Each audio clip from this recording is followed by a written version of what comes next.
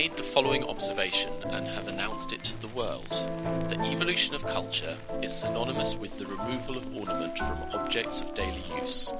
I had thought to introduce a new joy into the world, but it has not thanked me for it. Instead, the idea was greeted with sadness and despondency. What cast the gloom was the thought that ornament could no longer be produced. Weep not, behold, what makes our period so important is that it is incapable of producing new ornament. We have outgrown ornament. We have struggled through to a state without ornament. Behold, the time is at hand.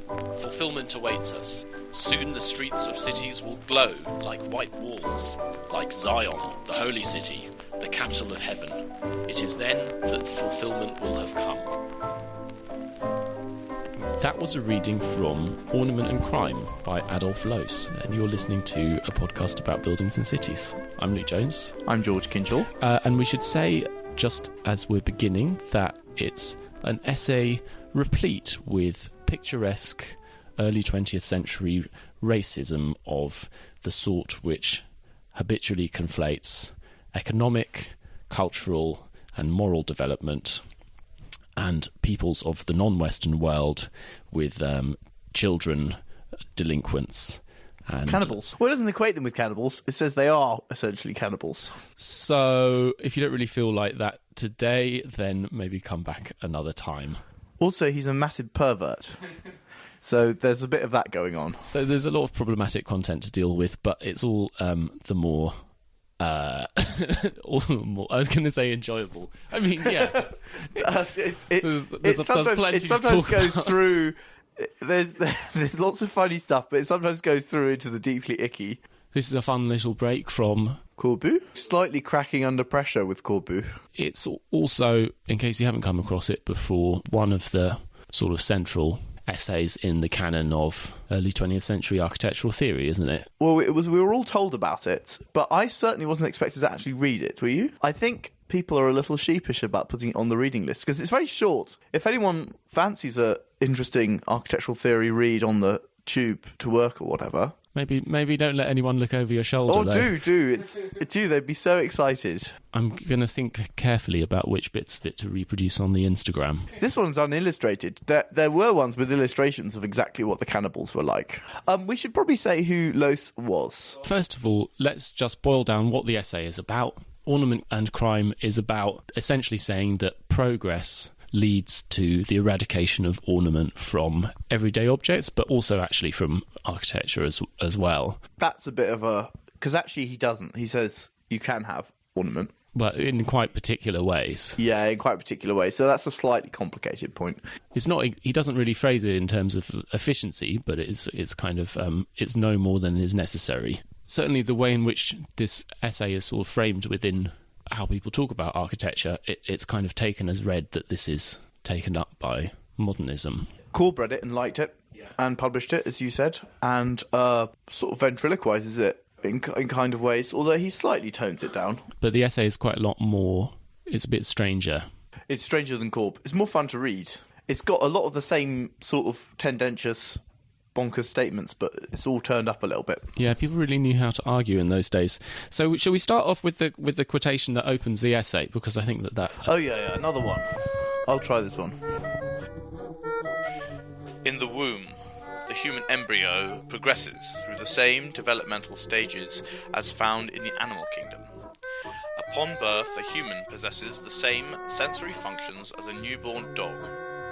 Through his childhood, he will go through all of the transformations found in the history of the human race. By age 2, he observes like a Papuan. By age 4, like a Teuton. At age 6, like Socrates. And at 8, like Voltaire. Once he is 8 years of age, he becomes conscious of the colour violet. The colour that was discovered in the 18th century. He goes on to say that physicists are aware of colours in the spectrum which we can't see at the moment, but future generations will be able to see. He's got some funny ideas. That is a funny one. The aesthetic awakening. Progress and development are a big part of how this argument is made. This is a thought world which also has Hegel, Nietzsche, and Freud, although he doesn't necessarily agree with these people, but it's definitely got Darwin as well. Darwin, yes, Darwin. We're progressing, and we will continue to progress to the point where we can see new colours, soon. But also that A dog is the same as a baby. is the same as like a person from 3,000 years ago is the same as a person from a less developed part of the world in economic terms. No, a dog is one step below. I mean, so a baby is like a dog, and an infant is like a Papuan. And a Papuan slaughters his enemy and eats them, but is not a criminal. Oh yeah, well we can kind of go on to that, don't we? That's the next sentence. Yeah, the next paragraph is sort of about. It's kind of important, isn't it? It's the sense that everything in the world can be understood as being at different stages of development, that you can kind of read and order everything in terms of how much it has progressed, how much it has become more advanced and better. And that you can read that like linear arrangement extends to animals, it extends backwards and forwards in time, and it extends across cultures. Yeah, first Very worm, ambitious sort of flattening. then flatfish or whatever, then amphibian, and eventually Loos. Yeah, eventually the man in the jersey Yeah, the jerseys. with his plain silver cigarette box, as we will see later on. Do we want to do anything about who he is and where it is? I guess having arrived at the present day, we could say what that is and how he's got there. This is just into the 20th century Vienna, in the dual monarchy of the Austro-Hungarian Empire. Adolf Loos is a architect. He's born into a stonemason family, German in Moravia, moves to Vienna. Well, I mean, his kind of early development is that he went to America for 3 years and worked, although there's not necessarily as an architect, but did come into contact with American architects and their work during his time there. His career in Vienna and elsewhere sort of starts after he's come back from that. The two things he really likes is he really likes Louis Sullivan, he likes American informality, and he likes English formal men's clothing and dining habits, which is a really strange one. That's a funny one, isn't it? That is a funny one. He likes roast beef and overcooked boiled vegetables. Well, they're not meant to be that overcooked. I mean, I think the way he describes them, they're meant to be just cooked a little bit. Still sounds like rather a long time, but it's a lot less than you get in Mrs. Beeton, where it's like boil the cabbage for 3 hours or something. Yeah. Consternation in the schoolyard with the advent of the new pressure cooker means that cabbage, formerly taking 5 hours to cook, now only took 3. That's an aside. So he's had that American experience. He comes back to Vienna and sets up as an architect, and then has a series of. We won't talk projects. much, I think, about his architecture here because we'll probably do it sometime. He's a very talented, if somewhat idiosyncratic designer. He's sort of completely modernist in some ways, but also completely of the previous order. He is hard to simply and quickly characterise, I'd say. So, his commissions are a mixture of, things like shops and bars, relatively few larger buildings, and quite a lot of bourgeois villas of different, or sort of in the suburbs and in various cities around. And yeah, they're very interesting. He has a distinctive approach to space planning, which he calls Raumplan, in which the room spaces the divisions between rooms do not entirely dissolve, as in kind of Corbusian free plan into sort of a grid and an arrangement of elements, but are certainly softened. There are lots of interesting connections between them, and the whole is destabilized by lots of shifts in section. So things are moving up and down, and there are these strange and interesting routes between them. I think he must have been a little bit influenced by English free building and absolutely spoke to new Muthesius, and really they're a sort of period of they're not the only people doing this. I would say he is the most talented designer, though, doing this. It's actually very difficult to make a lot of this stuff work. When you're moving up the floor level up and down all the time, it becomes quite a challenge. He's a real master of the, really tiny staircase, the funny tight turn and the room that opens out to another room. I think Pliny would have really liked it. It's Views through. lots of views through. There's lots of closing and opening. Maybe we could just give a kind of an example which relates both to the essay that we're discussing and also to this ambiguous position that he has vis-a-vis modernism and the architecture which came before it.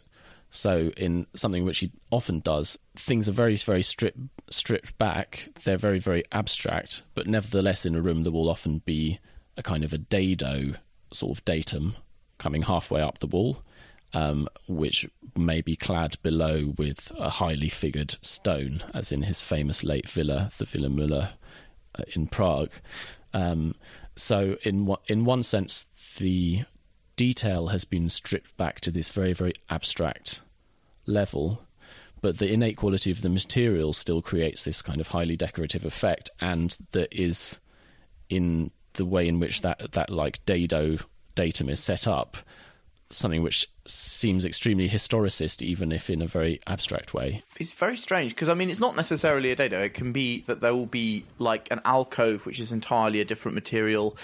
One thing that's characteristic of his material palette is it mixes, frankly, sort of louche, like curvaceous black polished granite, quarter cut marble, and the ascetic. There's a lot of white rendered, sharp arrest, sort of cuboidal blocky things. It's also worth remembering this is earlier. Korb existed in a world where there was a modernist avant-garde. He didn't. He lived in a world where the avant-garde was Art Nouveau, and it wasn't crisp and cuboidal, really. I mean, there was a little bit, not very much, though, at all, in the late 19th century, which is what we're talking about. When he's starting off, it's the 1890s. Yeah, and this is written in 1908, the essay. In terms of Corbusier's timeline, he's still building these sort of gingerbread houses in the Swiss mountains at this point. Yeah. And he's young. I mean, I think Loos is 20 years older, maybe a little less, but that's a very important 20 years. The context of the writing of the essay was his biggest commission. It's now the Raiffeisenbank in Vienna, but for then it was a mixed-use building, tailoring school, and it's on a corner of is it St. Michael's Square? It's a very prominent site, corner building, opposite a bit of the Hofburg, I think. This is the sort of thing I could have looked up beforehand, isn't it? I'm doing this from memory. Now known as the Loos House. Now known as the Loos House or the Raiffeisenbank, rather more prosaically. The proposal looks to us now very moderate, but at the time was extremely radical in that the bottom bit is this green marble, very stripped back, sort of classicism, sort of he's taken Schinkel and like stripped it back even a lot further and made it a bit more strange in the way that Behrens would do. And the top of it is white rendered, and he wanted it to be completely devoid of any features other than this grid of windows, which are also very bare. And then on the very top, there's a bronze roof. And he couldn't, for a long time, get permission to build it. That was a long argument. And eventually they relented as long as he put window boxes with geraniums on some of the windows to soften it up a little bit.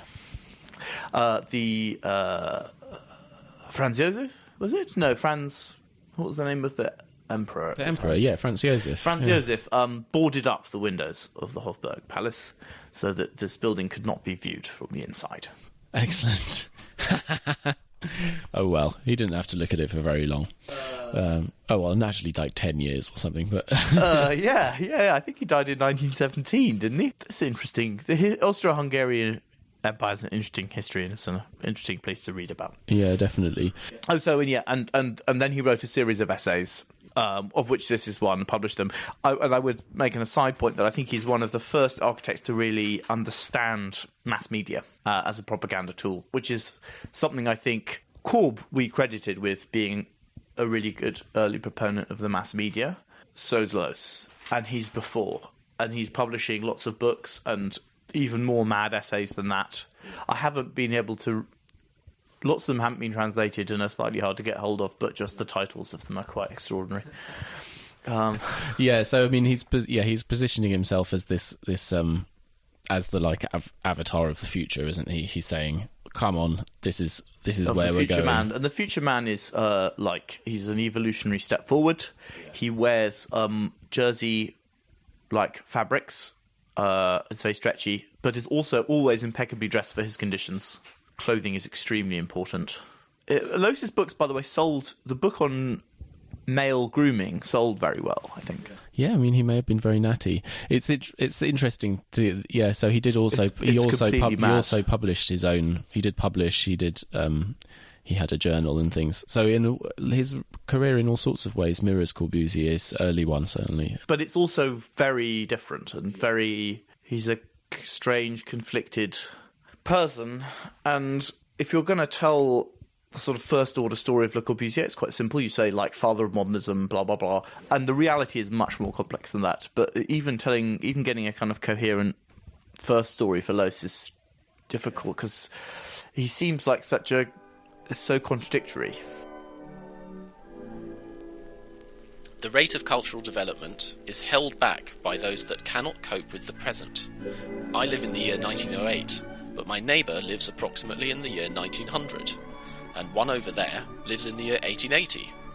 It is a misfortune for any government if the culture of its people is dominated by the past. The farmer from Kals lives in the 12th century, and on the occasion of the Jubilee procession, tribes walked past which even during the period of mass migration were thought to be backward. Happy is the country which does not have such backward-looking inhabitants. Happy is America. Yeah, so he'd been to America. If people don't know, the Austro-Hungarian Empire was extraordinary. On a rail network, within an hour you could go from like extremely modern urban condition, albeit extraordinarily overdressed. Yeah, it's one of the picturesque things about the Austro-Hungarian Empire is that everyone has military rank, even like accountants or surveyors or like Russia, like professionals. So any kind of profession. Only in the civil service. Yeah. In the civil service, so everyone in the civil service has a military rank, which was true in the authoritarian empires in general. If you've read Gogol's The Nose. One of the key denouements is he's found the nose and he's like, I'm going to get my nose back. And then he discovers that the nose is 2 ranks above him in the civil service. And then he just retreats in terrible embarrassment because he can't talk to him. Yeah. Because he can't get his nose back because he's, yeah. So it's like that, yeah. And they all wear, their epaulets and medal, so the tax clerk wears his epaulets and medals and double-breasted suit and serge trousers and all that sort of stuff. And it's completely mad. And, once they've got, Vienna, but also lots of industrial cities around which are producing, precision engineering and the future. And then you go out and suddenly it really is like the 12th century, the workers' hovels with homespun clothing and tamped earth floors. And the empire was, going through the Carpathian mountains and through Bosnia and really much more diverse than we think of as existing anymore. A lot of this extraordinary patchwork was kind of scoured away during the Second World War, but it was and the cities were mixed. So I don't know how you pronounce it. Brno? How do you pronounce this? That's where Brno or something. Brno's where he was born, which I think the centre of was largely German, and he was German, as in German speaking. But there would have been all sorts of, and the cities were like that. They were a smattering. The empire had been until 1848 controlled by Germans, and then there's the big uprising where the Hungarians want to break away, and then it becomes the dual monarchy. There's all sorts of class and there's a lot of hierarchy. Something I want to throw in, which I think is important, and so this is a polemic, and it is an important part of the context, that, as with many polemics, actually the most hated, figure, the biggest target, is not necessarily the forces of reaction, but the forces of the last avant-garde, or the kind of existing avant-garde which he wants to overtake, and those are the forces of the Vienna secession. So he does call out Joseph Maria Olbrich, and does he mention Henry van der Velde, who's a sort of allied Not in this one, but he talks about him, and also he writes polemics which are just entirely against Hoffmann. So then these. I mean, I think we've talked about them in other episodes, but it's this kind of Art Nouveau style. It's very lush. It's very figured. It has these flowing lines. Patterned wallpaper. Their buildings are quite nice, but we don't talk about them anymore because they're not very... The art's still popular, though. People like it. It's gold. Something about that statement with the periods is it's a very different formulation, but the same thing as the future is here, only unevenly distributed. Except his phrasing is like, some people are in the present and some people are in the dark ages, which was definitely true in his day, and actually I think really is a more accurate representation of what that statement is. I think that's a better formulation, which is that some people are in the present and some people are not. The present is here, but some people are stuck. I don't know if this is the right place to do it, but he writes this very funny sketch against the architects of the Vienna Secession. It's from this essay called The Story of a Poor Rich Man. Once it happened that he was celebrating his birthday. His wife and children had given him many presents. He liked their choice immensely and enjoyed it all thoroughly, but soon the architect arrived to set things right and to take all the decisions in difficult questions. The master greeted him with pleasure, for he had much on his mind, but the architect did not see the man's joy. "What kind of slippers are these you've got on?" he ejaculated painfully. The master of the house looked at his embroidered slippers. Then he breathed in relief. This time he felt quite guiltless. The slippers had been made to the architect's original designs. So he answered, in a superior way, "But, Mr. Architect, have you already forgotten? You yourself designed them." "Of course," thundered the architect, "but for the bedroom. They completely disrupt the mood here with these two impossible spots of colour. Can't you see that?" The thing is, that could be a satire on himself. A man who literally devoted an entire book to what variety of clothing you should wear in what circumstance. It is impossible to wear a checked shirt to the opera, which he regarded as a timeless condition. The person he's mocking there is Henry van der Velde, who actually had done a house for a rich guy and then had also designed suitable clothing for different rooms. Oh yeah, architects are always doing this sort of thing, aren't they? One thing he says is that, as man becomes more developed, he loses his taste for ornament, and it's not because he's repressing it. It just sloughs away, and if you have a taste for ornament, you're probably like halfway between a cannibal and a modern person. Do you want to do? I mean, we've given people enough warning now. We can do one of the super racist quotes. A child is immoral. For us, the Papuan too. The Papuan slaughters his enemies and eats them. He is not a criminal. The modern man slaughters another man and eats him. He is a criminal or a degenerate. The Papuan tattoos his skin, his boat, his paddles, and anything he can lay his hands on. He is not a criminal. A modern man, though, who tattoos himself, is either a criminal or a degenerate. In prisons, 80% of the inmates bear tattoos. Tattooed men who are not imprisoned are either latent criminals or degenerate aristocrats. If a tattooed man dies in freedom, it is because he has died prematurely before committing his murder. Yeah, that's a bit. I like It's that good. bit. It's good. Yes. Oh dear! If only he could see hipster I'm society. not sure anything in East London would change his mind. Yeah, well, the great winnowing, the great murder spree is on its way. Oh yeah. And he sort of goes on, there's another really what I love. Oh God, where is it? About lavatories. Oh yeah. Oh yes. It is obvious that people with such degenerative symptoms will be attacked by such a compulsion in rooms dedicated to cleanliness. The lavatory. So this is, the urge to decorate. Yeah, I think he has a sort of a theory that obviously also the most degenerate people are attracted to these spaces. So, but they're also rebelling against the cleanliness of the lavatory. One can measure the culture of a society by the amount of graffiti covering the lavatory walls. It is a natural phenomenon that the first artistic expression a child to scribble erotic symbols on the wall, and so on and so forth. But an erotic symbol for him is a bit strange. All art is erotic. The first erotic ornament, the first ornament that came into being, the cross, had an erotic origin. The horizontal line, the reclining woman. The vertical line, the man penetrating her.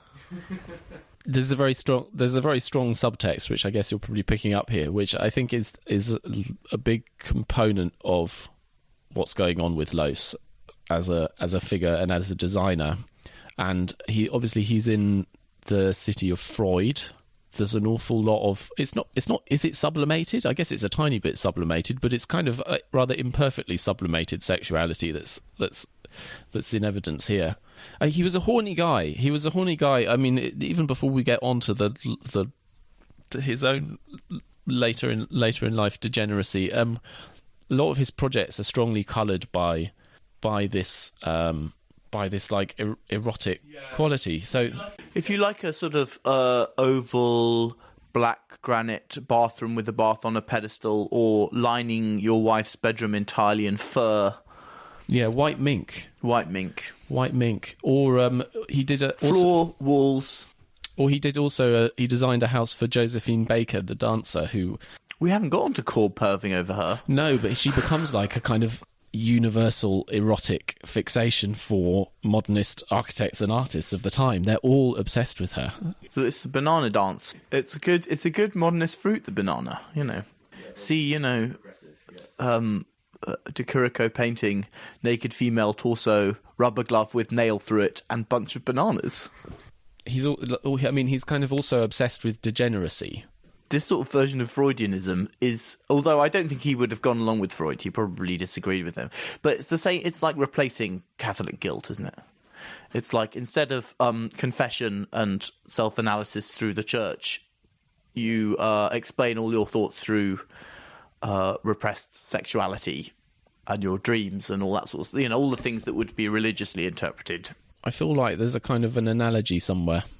There's something which he's doing in his architecture. There's something about this, as you say, this like combination of lushness or looseness and asceticism in the material, or even in the treatment of particular materials. So that you take an incredibly rich material and then you apply it in this very austere kind of detail, which is a kind of an analogy of sublimation, or of something which is pent up, isn't it?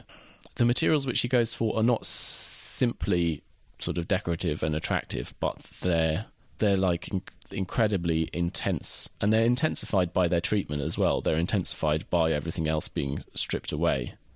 There's something there which feels like it's about taking something incredibly powerful and then restraining it. Yeah, but also he does understand hierarchy. The houses have cosy bits. There's a lot of ingle nooks and, nice little things that can be, it's not all polished black granite. There's a lot of caramel-coloured plywood and sliding doors. And the bathroom, like the black granite bathroom, is pretty amazing, isn't it? That's pure kink. It's not all pure kink. No, but it's notable that the bathroom is so kinky. It's like because it's so much black granite, and it's also got these.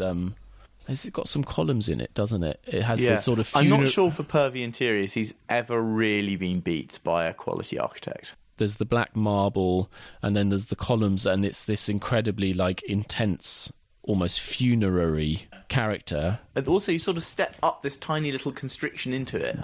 Yeah, this constraint, then the kind of sacrilege of putting the bath on the kind of altar-like pedestal as well. It's very intense. I think that's a huge part of the... Good sort of sacrificing altar. Yeah, that's definitely one of the things which is going on in the essay is... But it goes through all of his work. He's... But also... Like a depressing... Yeah, I don't know. Oh, well, so we should tell the story. One of the kind of the culmination of all of this is that in sort of semi-retirement, he seems to have taken up with doing a bit of child sex abuse. No, he was doing it all the way through, I think. Yeah. And his wives are always the same. He married 3 times, and they were always the same age. And they were always, like, very young looking, like they were 20 or 18 or whatever, or 17, but they looked like they were 15, including the last one, who I think was like 30 years younger than him. he definitely his sexual preference was definitely for girls as young as possible. Yeah. He's an extremely reprehensible character. You just have to decide whether you can still be interested in the work. I think that we definitely can, but it's not to excuse any of it.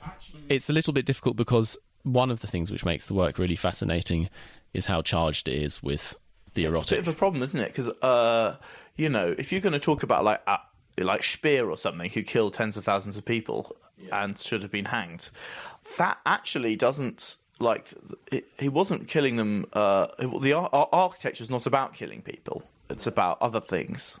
Whereas a lot of the architecture in Loos, one of the things that's interesting is the sexuality. Yeah.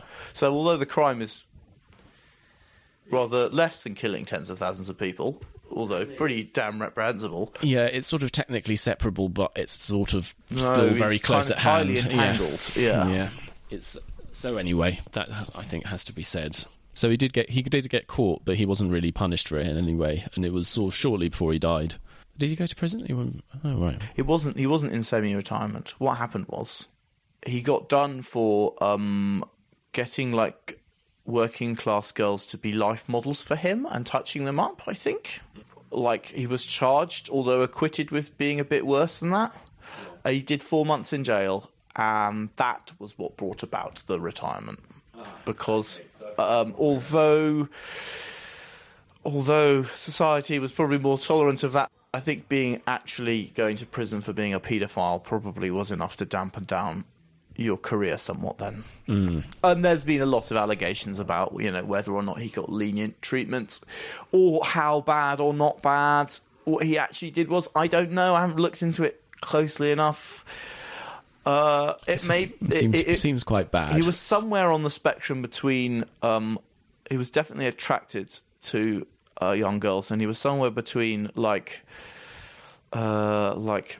light sexual assault and full-on paedophile rapist. Yeah, it's not really a great spectrum to be on.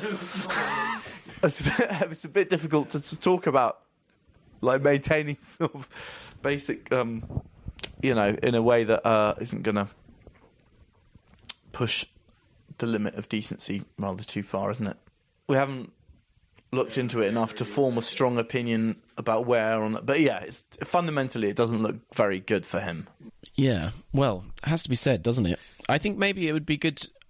Do we want to do another quotation? Do we have another good bit to pick out? Or yeah, I don't think we've done enough on. Because what I would like to talk about is why is this happening? Why does he think this? What's been going on? Why, how does he feel able to assert this? I think something which we missed is that he's slightly channeling Louis Sullivan here. He's really into it. Form follows function. And Sullivan had also said that he has some quote about how it would be better if people essentially focused on the primary form of the buildings which they're designing rather than how they're going to be ornamented, or words to that effect. And although Loos does less ornament than Sullivan, he does do some, and he doesn't disapprove of it absolutely. Yeah, no, some of his buildings are incredibly ornamented. There's the can't remember what I'm talking about. But there's that amazing portal which I think was for the Chicago Expo, which is it's very relatively sort of flat relief, but it's very, very densely sort of ornamented and shifting. There's literally and kind of fantastic stucco friezes and things in his project. There's like full-on classical ornament, just not as much. So maybe we could do one of these strange economic quotations, because I think that might. Yeah, like Korb, he does slightly, although they're slightly more rational than Korb, but essentially tendentious mock science. Well, maybe we should summarise it. So he has this kind of economic objection to ornament, which is a bit tangled. Part of it is the objection to waste and the amount of time that it takes to do it compared with making something plain and unadorned. And then he says that some people have made the argument that it's good because that creates work and therefore wealth. And he says that, well, if that's true, why don't we just burn the whole city down so that we can rebuild it, which will make us all much wealthier? Yeah. And he also says, things that are ornamented and things that are unornamented will sell for exactly the same amount, and so all of the extra difference is wasted and should just go to the worker. Yeah. It's not completely true.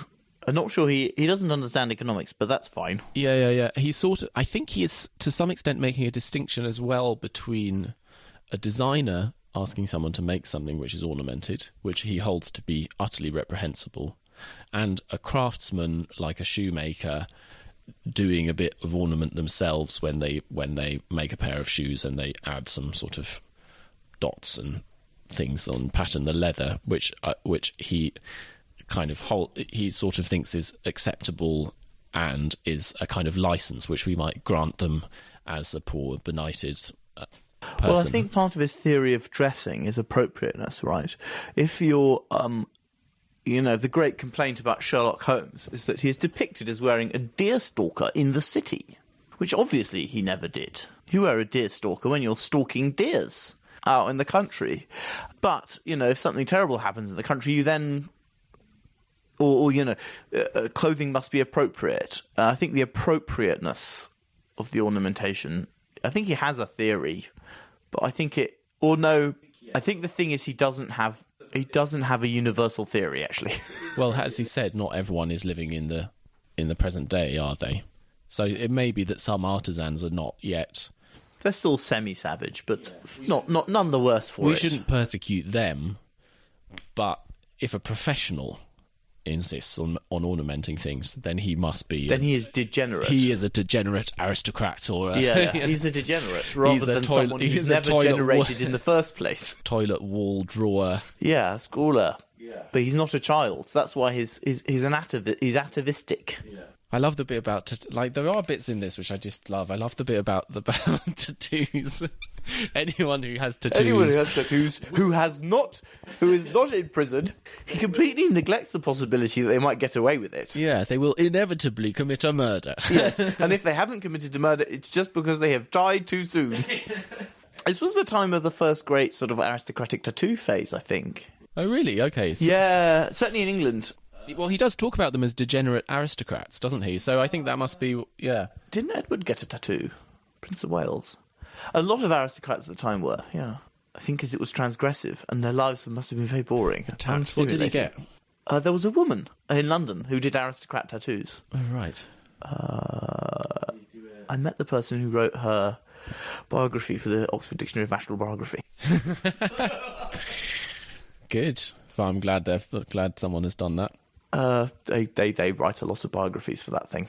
Yeah, I think that what's going on though is that he is making a connection to the economic context as being part of what's changed in ornament, because I think that this isn't something which is just happening in his head. However problematic we might find his particular formulation, is identifying a real crisis in culture, which is that the status of ornament is changing, and it's changing because of industrialized production. Actually, he's way off in a sense, because one of the reasons it's changing is that it's no longer really scarce, that it's something which can be mass produced. Ornament has always been... Ornament being something that deals with surface and often repetition is extremely amenable to mass production. So, in fact, a lot of the first things that are mass produced are ornaments. If you think of like the idols in, the cult things in ancient Egypt, or that they were churned out by the thousands, or the little saints' metal tags. If you went to fountains or pilgrimage. At the same time, in architecture, ornament is something which is, the scale from ornament, from sort of rusticity and simplicity to ornament, signifying luxury, wealth, richness. Yeah, the first thing you do is you build a stone wall and then you carve it. And carving probably costs more than the building. And it is a demonstration of, those glittering suits of armour with all the fiddly detail, which costs far more than is a demonstration of wealth and status symbol. Which ornament still is. I mean, embroidered clothing and stuff is still kind of features in very expensive fashion. You still get things, people still prize the thing where someone has spent an inordinately large amount of time on some sort of pretty menial decorative task. But they have to have really spent the time. Yeah. Whereas if it's been done by a robot, people don't like it. And that is something which I think that like the key term to introduce here is the idea of something being kitsch, which is also sort of flying around at the time, which I think captures this sense of that something is kitsch when it aspires to be fine, and it aspires to be luxurious, and it aspires to be meaningful as well. And it kind of fails in those. I think that kitschness is connected to... Well, it's also just that it's cheap. Well, its cheapness is a part of that, isn't it? But it's also... Bathos is an important part of what makes something kitsch. My love, like these flowers, will never fade on the side of a plastic box of That's super kitsch. But, like, something which is cheap and utilitarian isn't kitsch, because it's simple. The kitschness comes from the attempt to... And something can actually be still expensive and kitsch. Yeah, there's a really funny fringe, isn't there, between... Is it kitsch? I mean, it might be the real thing. Is that, Venetian glass chandelier kitsch? Well... Might be. Probably. Yeah.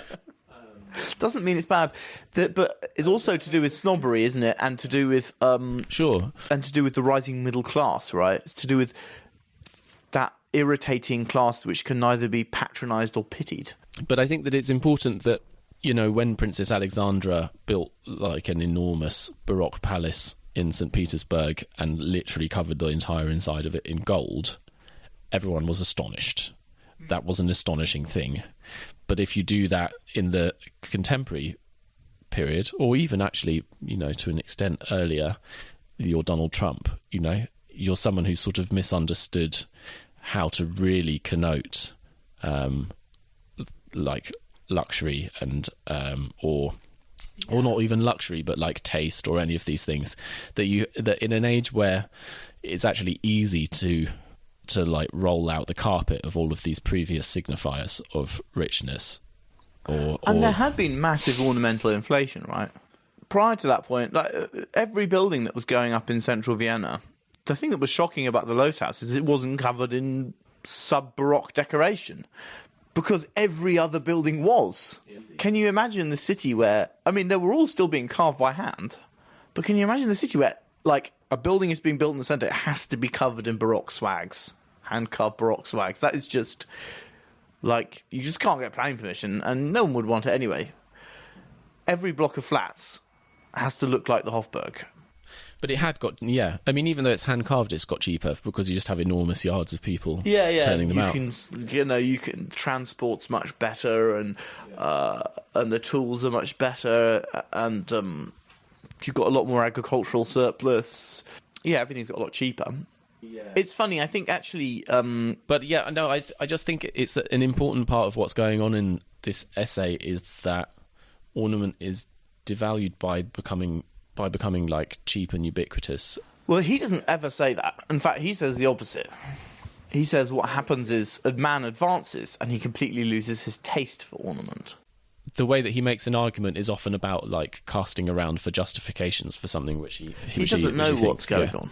He's not. No, he doesn't really have an analysis. The thing is, his buildings are really expensive and really labour intensive, as your oval polished black granite won't to be. Yeah, absolutely. I don't feel like that argument is made with any like great conviction, actually. No, and also he's absolutely not against sort of architectural fakery. He's not structural truth. No. To be honest, anyone who is a bit moronic. It's a teenage position. But there's lots of... There's fakery in his projects, in that sense. The columns in the front of the Loos house don't bear any weight. They're decorative. Well, I mean, because he did talk... And actually, I think this was a quote we had at the beginning, that people being sad because they feel that the age no longer has a style, a distinctive style, or that people have become... Yeah, they've become aware of the kind of artificiality. I mean, actually, the time was full of styles of different kinds, but they were all kind of copies or throwbacks or revivals of different kinds. Or, yeah, kind of. Like, I mean, if you look at Louis Sullivan... Yeah, but Louis, he built a certain amount, but that's not... Most people were not building like that. No, it's true. I think Hegelian sort of understanding of the zeitgeist would have been in the intellectual environment that he was in.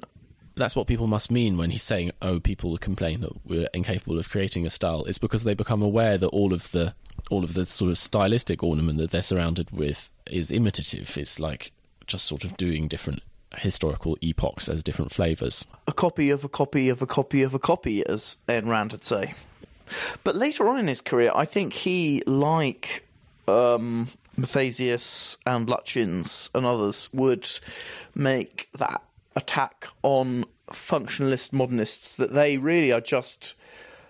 They're talking big, but they're just another style. In the sort of modernism that comes after this, yeah, people sort of say that they're not really doing ornament, but in a way that's just because it's a particular style of architecture in which the communicative role played by ornament traditionally is instead expressed by elements. So it's expressed by a particular way of doing columns or a particular way of doing the plan, which is expressive of these values of futurity and industrial production and the kind of valor, the sort of borrowed valor of machine age objects, and these sorts of things. So in a sense it's doing what ornament does. I think that people maybe something which is distinct about ornament in the more elaborate, like Beaux-Arts kind of way, is that certainly ornament as it within those sorts of styles is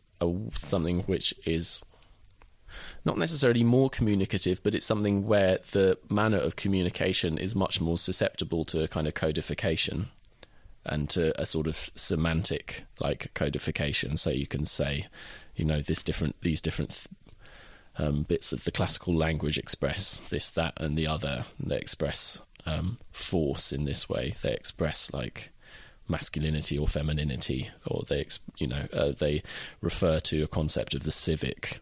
This bit here refers to a concept of the civic in particular. This column in its relation to the outside and the inside space. When it sort of comes back in the post-war, maybe it's part of the attraction of it is that sort of ideological, that kind of ideological potential, or that sort of the chance to sort of to play kind of fun games with ideology. In a modernistic language, if it has what you could call ornament, it's much less literal.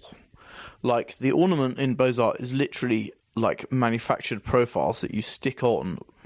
That goes away. Loos still uses manufactured profiles, chops them up and sticks them around, and he sort of plays around with them. He's still in that world, even though he's criticising it. I'd say he's still completely in that world. I don't know at all what it means in the avant-garde. There's always been a lot of ornament going on in production architecture, in building, in the UK. I'm not sure there was an enormous return in the UK. The reason I say in the UK is because it's just what I know about. I mean, in the domestic interior, there was always loads of ornament. So, I mean, if you think about, like, the 50s, 60s, 70s, there was an awful lot of, like, patterned tiles and textured wallpaper and stuff. In a way, we're at the nadir of that. In a way, like... Yeah, but it's important that that's something which is individual generally, rather than... It's like, actually, ornament is something which you do to your own home, which I think is reflective of a place that it has within the kind of consumer culture of that era. You sort of, the way in which you define yourself is by ornamenting your housing. Bathroom suite. Yeah. You get your yeah, purple sink and like various applied decorations to the outside of the utilitarian exterior. What does ornament mean now? I think is one of the things which I'm slightly wrestling with, because I think it really becomes a issue of meanings. Yeah, like what the word means. The thing that it used to refer to doesn't really exist in the same way, and it died because of international modernism. Now, you can take various aspects of what that was, and they continue. You know, basically all the elements of what it was continue, but not in the particular thing that he refers to as ornament has ceased to be. Nevertheless, I think it constructs the way that people think about it now. So you do have people in contemporary architecture who are interested in like ornament of different kinds. There was Cruces and John do it, not very successfully. I kind of like, I mean, yeah. Some of it is good. Yeah, I think that at its best, it is possessed of a kind of Loosian, strange sort of sublimation of kink. You know, the like lacy things blown up to enormous concrete things.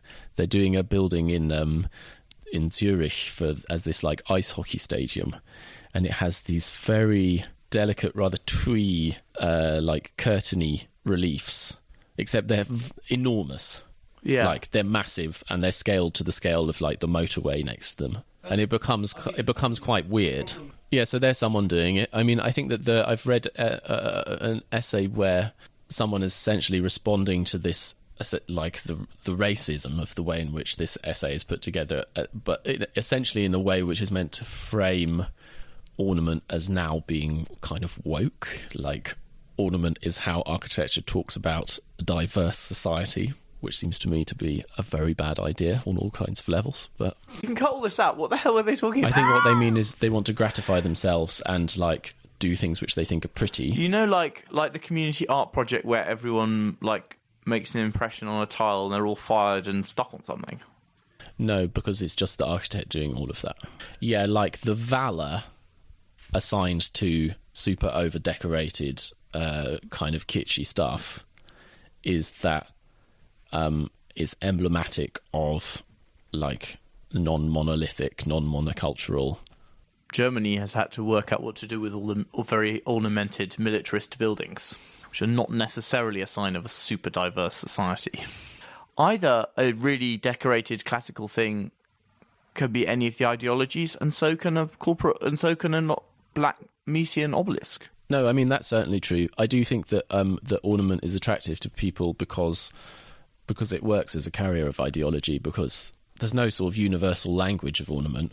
But what's good about it is that it's very flexible and you can apply it to all sorts of different buildings and arrangements and just dress them so it's very flexible. It's a very kind of adaptable strategy. Sure, but what I was saying is that I think the relationship between them is something which you have to establish. You establish a relationship between a politics and a style, and then it means that. Yeah. But it doesn't mean it to start with. And it's all kind of relational as well. So like the reason like the Prussians get super into Greek stuff is that the French are Roman. Yeah, but it's also the Spartans had such a jolly good time. I mean, the Romans can be democracy, or the Greeks can be democracy. It's your choice. And the Romans can be fascism, and the Greeks can be fascism. It's totally up to you. I mean, they were both pretty. The past is full of absolutely horrible things. What makes something ornament is that it's not elemental. It's surface, not substance. It's not substantial. It's surfacial. It's yeah. Is that the word? Surfacial. Yeah, and it's not really it's not really spatial either. Like it sort of leaves. It can do things like camouflage transitions and things like that, but it doesn't. But it's not really in and of itself like something of a spatial character. It can affect light and weight and things, but by affecting, it acts through acting on the perceived materiality or something, doesn't it? The action is not through. You've got the primary materiality, and then you can make that light or airy or diaphanous or robust or feel heavy or light or using surface treatment.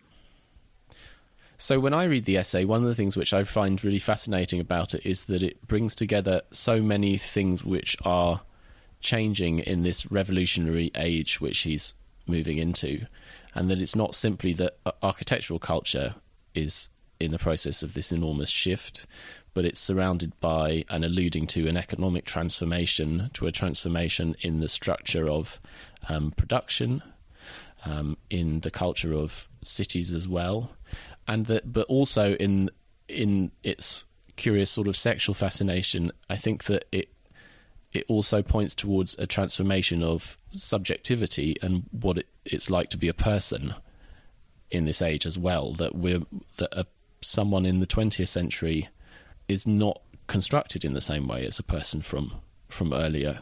That through the transformation of their material, social and economic circumstances, they've also become transformed as subjects. And one of the things which you sort of hear kind of rattling around in here is the sort of anguish of that change. The other thing which I think needs to be said is to sort of take the other end of it, which is to say, well, yeah, it's been rattling around all those years, but then where does it leave us now? in some ways, I think it has been successful. Like, it is quite difficult to talk about ornament, or it feels still quite transgressive. But my theory is that's because ornament, as it was then, I don't think it was killed by modernism. I think it died. So what did it mean then? So that was ornament as in a particular and natural way of elaborating details, which had all sorts of different modes and different sorts of expressions, but which wasn't really... So in the contemporary context, you might well add what you might think of as ornament to a building, but what you would be doing is taking something which you see to have like an entirely natural way of being articulated, a kind of neutral way of being articulated, and then sticking something onto it. And in some sense, actually doing ornament in the way that people in previous ages did ornament is not like that. The articulation of the form and then the application of the ornament are part of the same process in a way that's inseparable. Is that sort of what you mean? And so is that what's died? That's an element. I haven't totally disentangled it, but part of it is definitely that you can no longer do ornament in the same way, because to do ornament then is totally natural. It sounds transgressive now because it is transgressive, because you are transgressing something in order to do it. Yeah, and it's performative now in a way that in a sense it wasn't then. And it's performative and sort of stupid. But in that sense, it then becomes wrapped up in this particular, like, post-ideological way of doing architectural ideology. It was normalised because it was part of culture, so there was no sort of cultural break. But also, it was kind of unfeigned in the people who were designing and making it. Whereas today, when you do it, it's sort of to try and make a point, and it's often coded as a sort of kind of semi-linguistic, it's a way of trying to make the building say something. But that had been around before, right? So the Gothic revival is very much about spreading coded messages, isn't it?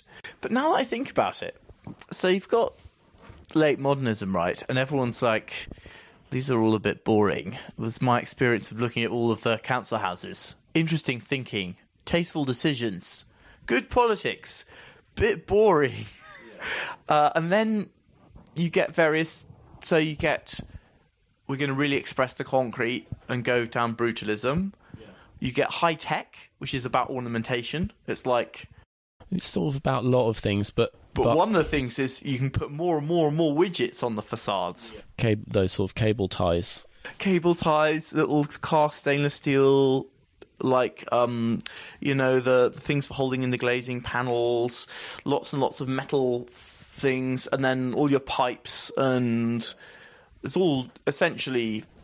Yeah, well, it's a sort of a way to do ornament within, or within the kind of mythos of, like, functionalism, is just take all the services and needlessly elaborate them and stick them on the outside. And then needlessly elaborate the attachments, and then and then there's that strain, and there's the other strain of sort of, we don't really need to talk about postmodernism. That's the way they deal with ornament is obvious. And then there's parametricism, which is all about ornament as well. It's all about making...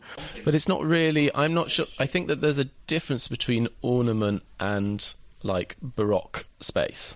Yeah, but they also do it at the small scale sometimes. Yeah. The sort of cast component that is repeated. Yeah, and it is a component. And although I remember, I think, is it Farshid Mousavi from Foreign Office, as was, like 10 years ago. But she did a book about ornament. I think she did a book about ornament, but it was very much within the particular ideological frame of the moment was this idea of architecture as affective. So in a sense, like non-linguistic, it just sort of acts upon you without you really thinking about it in different ways, and trying to strip out all of the semiotics and the kind of the sort of mediation and interpretation that had been going on, but still have a kind of ornament which still exists in that kind of world. And their stuff was pretty ornamental. Had lots of like ornamental facades, right? Yeah, well, lots of like fritted glass and stuff. And then you think, okay, so let me think about the architecture schools that I knew.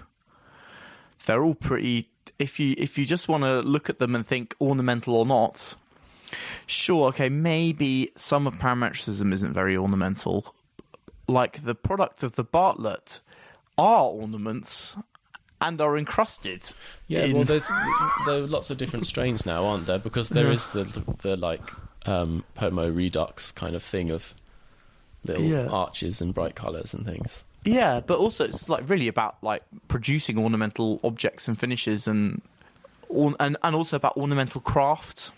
But it often has a narrative on top of it of like either functionalism or collage or quotation. And I think that it's important that, you know, Loos makes a distinction, and I think it's one worth making between like a richness or a kind of an inherently figured material, and that might be one produced by process. But ornament is something slightly different because it's like designed to look a particular way.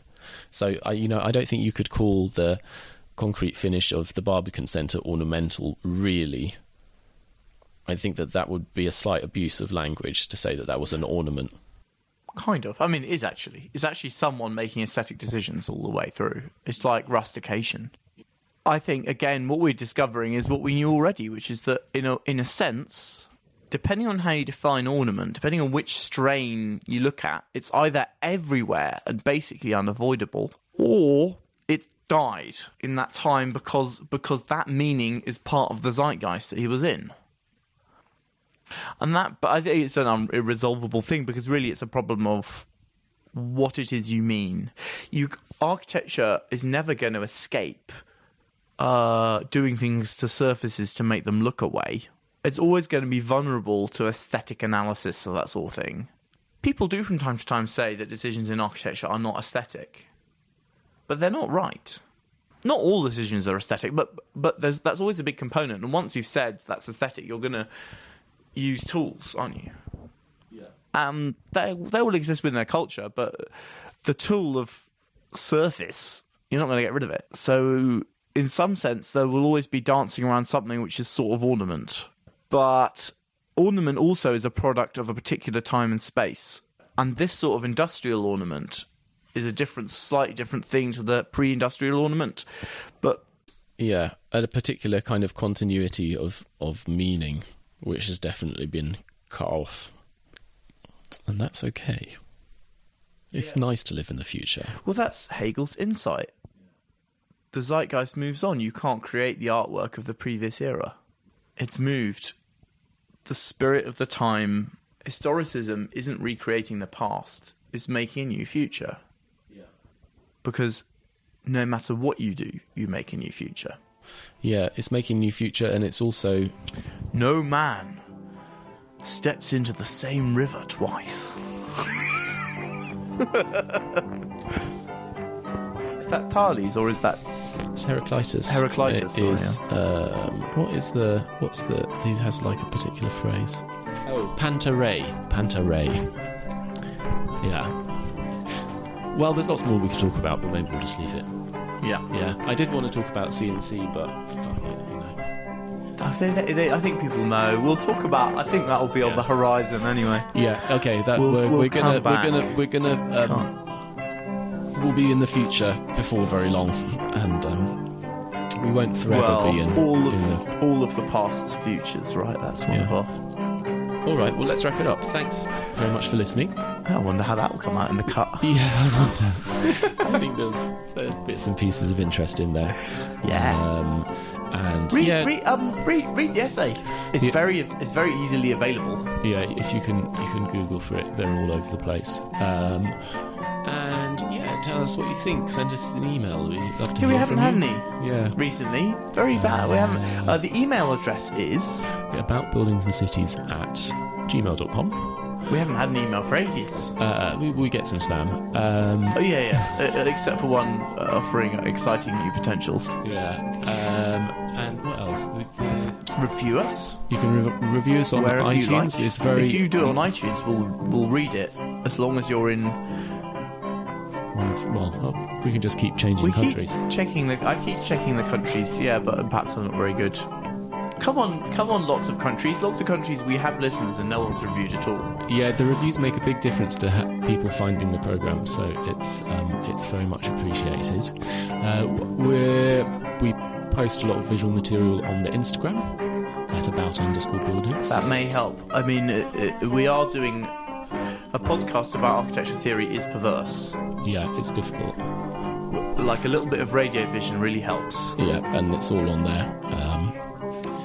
And yeah, I think that's about it.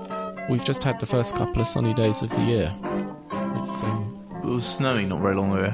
Yeah, it's wonderful to be alive. This house is very cold. Yeah, enjoy spring. Bye-bye. Bye.